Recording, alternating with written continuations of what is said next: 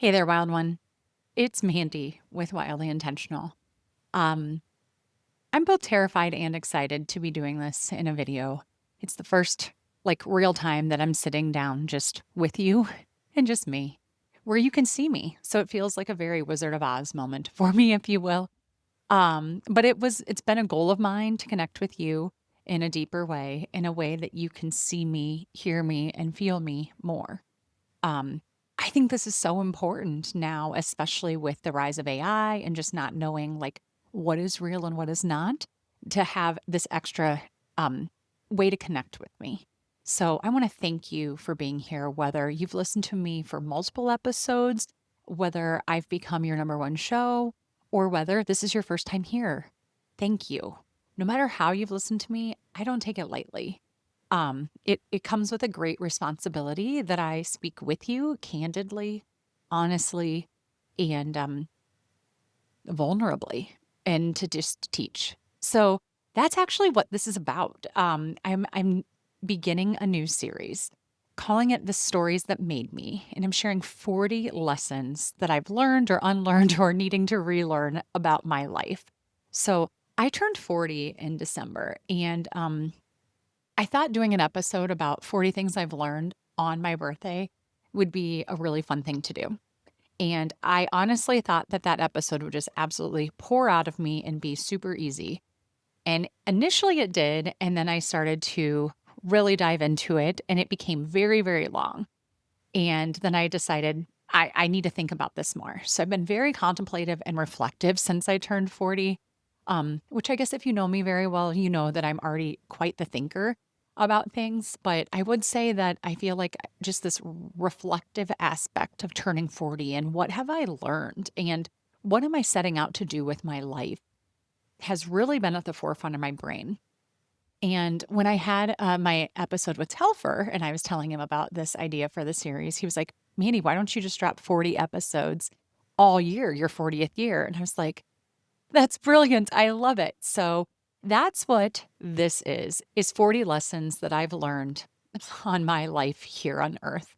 Um, and I guess I will say that I have learned a lot of lessons the hard way. Like, I think there are a lot of easier lessons I could have come across, but whether it's my stubbornness or perfectionistic tendency or what, they've all played their role in how I have had to learn a lot of lessons.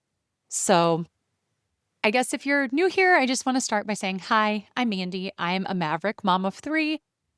I am the host of the Wildly Intentional podcast. I am a homeschooler, a coach, and a wild thinker who helps people unlearn the noise and reclaim rhythms that actually matter. And I am here to shake the norms, tell the truth, and light the way forward.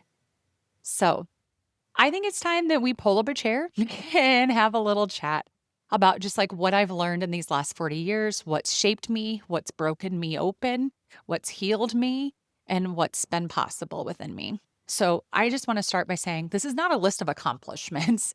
And it's not I know everything, so take notes from me. This is really just human to human, some stories that have shaped me. Maybe you've experienced similar things, maybe you haven't. But my hope is that you find encouragement in hearing these lessons and you can take what resonates and apply them to your life however makes sense to you. And if they don't resonate, then that's fine too. Okay. So for whatever resonates too, I will post supporting links down in the show notes. I guess all this to say that turning 40 feels less like a milestone to me and more like a doorway. And part of this is me trying to step through that doorway with more clarity, more courage, and more softness. So, you ready to get into it? All right. Well, I'm not going to be sharing a list of 40. I'm not going to be saying number one. I'm going to be sharing stories and experiences from my life. And so today I want to start with one of the first lessons that I learned. And you hear it in my tagline. So every episode I end with stay rooted, be brave, and live wildly intentional. So today we're going to talk about be brave. To me, this all gets down to courage, and it's being afraid, but doing it anyway. I have a whole episode on this. In fact, it was the very first episode that I put out, and it was why I almost didn't launch this podcast, but did it anyway. And I think what that episode did for me was gave me permission to say, whatever, like I'm going to get hate no matter what.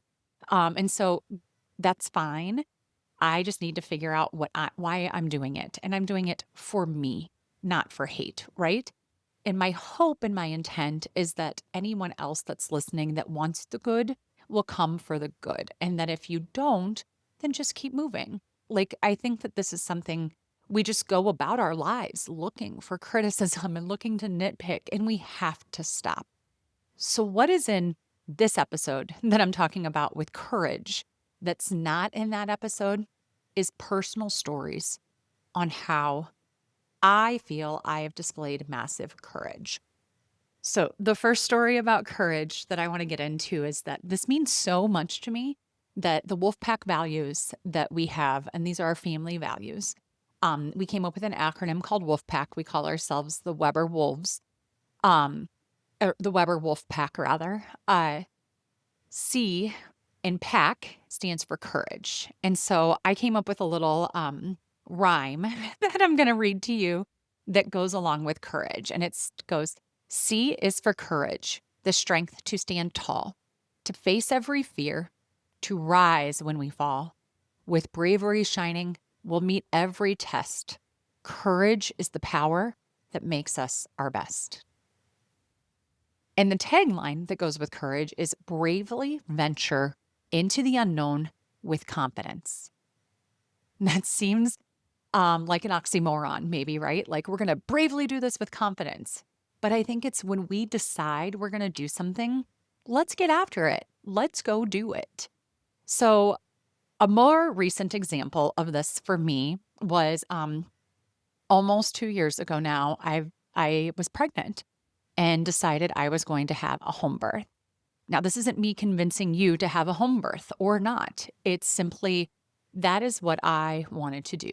I felt very called to have an unconventional birth, to be doing this at home, to stand in my power. I had my other two naturally with a doula, but at a hospital. And after those two births, I really felt like I've practically done this on my own. I think I'm ready to actually do it on my own at home, and really started reading a lot of books on that and watching a lot about free birthing and everything. And what I was realizing was that I was picking up a lot of fear from other people, their birth traumas or their fears about me or the baby. And when that would happen to me, I would go into the bathtub and take a relaxing bath and say, this isn't me. This isn't me. Like, these aren't my fears. I know I can do this. I know this birth is going to be amazing. I can feel it in my bones. And trusting that and just sending back anything that wasn't supporting that view for me. And it was a lot. I was met with a lot of fear and judgment about deciding to do that. And it didn't shake me from doing that because I knew deep in my bones that that's what I needed to do, both for me and for this baby. So having that home birth is one of, in my opinion, the most courageous things that I've ever done and something I'm very, very proud of. But like I said, at any point, they could have gotten in my head and I could have just gone the normal route and done it at a hospital. But I just really trusted myself and knew what I needed to do. And so I bravely ventured into the unknown and had a baby at home. Okay, this next example goes back a little bit. So, after I graduated college in 2008, I moved to Chicago. And I didn't move to Chicago from Iowa until I had a job. So it took a couple of months for me to secure a job. And the place that I got a job at in Chicago wasn't hiring. They weren't hiring for the position. I called every day and I had a friend that worked at the company. I really wanted to work there. It was in construction. I had a background in construction. I was really excited about that. And finally, after a couple of months of calling, the owner of the company was like, you know what? If you're going to call every day and ask about this, then I'll give you the job because we need persistent people in this job. So I essentially made my own job and went and moved to Chicago to take this job. And I was very, very excited. Now, if you remember when I said I graduated, it was in '08, right? And so the other thing that happened in '08 was the housing crisis. And when that was going down and people were getting let go of jobs, I started to look around. I'm like, I made up my job here. Like, I am the newest one into this company. I'm going to be the first one they let go of. And what was happening at the same time was there was an industry event going on that was called broker boxing. And so I started asking people about it, like, what's broker boxing? And it's essentially a whole bunch of guys from different real estate brokerages and property management companies that train to fight in a boxing match each other and duke it out at this big event. And I was like, I want to do that. Like, I would totally do that. Yeah, I'm next, and my name is Mandy. Hard like a rock and sweet like candy. You don't want to test me when we're in the ring. It's lights out when the bell goes ding. And at the time, I was thinking, man, that would be job security for me because that fight is in 6 months. So I would get another 6 months. And if I win that fight, they're not going to let me go. Like, I am in. I will have gotten some recognition in the industry and I will have a position here at the company. So I did. I started training with a professional boxer in Chicago, and the people in Chicago were really kind of making fun of me about it. Like, oh, okay, like you don't want to get hurt. Meanwhile, all my Iowa friends like know that I grew up on a farm in a construction company and like have baled hay and done chores. So like I am a tough cookie. So I took it pretty seriously. I fought my butt off and actually won the fight. And it was amazing. And you know what's kind of crazy about all of this is because of that fight, I met my husband. He wasn't at the fight, but his coworker a couple years later was a buddy that fought in broker boxing with me. And we were on a plane to Las Vegas, and my husband was standing right beside him when I was on the plane with the guy that I was on the broker boxing with. And that's how I met Tom, my husband, through being courageous, finding this opportunity, and yeah, doing this fight. So it just was a very like, I took what I would consider a fear-based, like, what's going to happen to my job? What am I going to do? And I saw an opportunity and I created a case to take it. And I took it. And then I won. And it worked out. So did I know how to fight? No, I had never boxed before in my life, but I learned it and I had fun and I met a handful of great people in the process of doing that. Including a woman named Mim who like ended up altering my bridal gown. So like it just opportunities and saying yes to things that we otherwise wouldn't can bring so much good into our lives, can challenge us in ways. And so when we think of courage, we think of yuck or no, or I don't want to do that. When really, if we think of courage and we think of a growth opportunity, right? So I guess when you think of courage and being afraid, but doing it anyways, what I want you to do is to get comfortable being uncomfortable. Because when I hear something like you can't do that, I immediately go to like hold my beer. That gives me motivation to try to figure it out. So getting comfortable being uncomfortable is something I taught a lot in innovation when I was working with people in innovation. It's a lot of times, that uncomfort, that I don't know what's going to happen next is where growth happens. And then we take off in a way that we never would have had we not put ourselves in that situation. Now, I will say this. I think it's really important to know the difference between being uncomfortable in a situation that can push you to opportunity and growth and being uncomfortable when your intuition is telling you no. So you have to know how to discern between those two. But I guess the final example that I'll give here for courage is starting this podcast to begin with and being live on a video like this. So I had no intent to start a podcast last year until I did.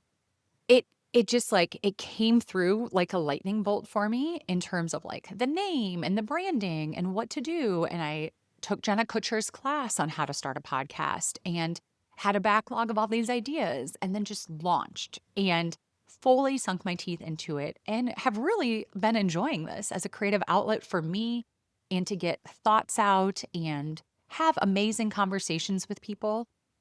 But now to be doing a live video is really uncomfortable for me. You can tell I don't really know where to look at on this. I'm sure in like a year from now or even tomorrow, I'll be looking at this like mortified of how this felt, right? And I think that's part of doing something different or hard for the first time is not knowing how, but learning, right? Like I'm not looking at this on video for the first time as a failure. I'm looking at it as a learning. And I'm being brave. I'm having the courage to give this a shot. So I hope that you enjoyed it today. I hope you like this new format. Um, and I would just say to you, Wild One, where can you be more brave in your life? Where are you holding yourself back? What does taking an uncomfortable step forward look like for you? What are you ignoring or not doing that could push you into a new opportunity or season of growth? What could you say yes to? Wild One, thank you so much for listening, for being with me when I'm being vulnerable and trying something new and scary. If you do have an example of a way that you've been courageous or brave, I would love for you to share it with me. So go ahead and drop it down in the comments. And if you would subscribe, I'll be posting about 39 other lessons that I've learned and loaded with stories about my life in them. So I hope you've enjoyed this and thank you so much for listening. Until the next time, Wild One, stay rooted, be brave, and live wildly intentional.